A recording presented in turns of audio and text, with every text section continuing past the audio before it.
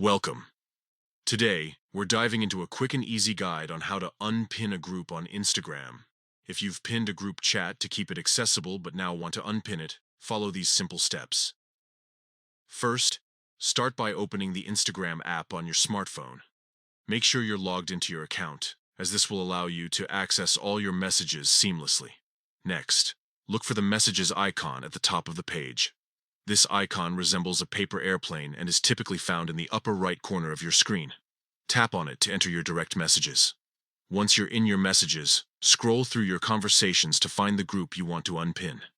Pinned chats usually appear at the top of your message list, making them easy to locate. If you have several pinned conversations, just take a moment to identify the one you wish to unpin. Now that you've found the group chat, it's time for the next step. Click and hold on it until a menu appears. This action will prompt options related to that specific chat.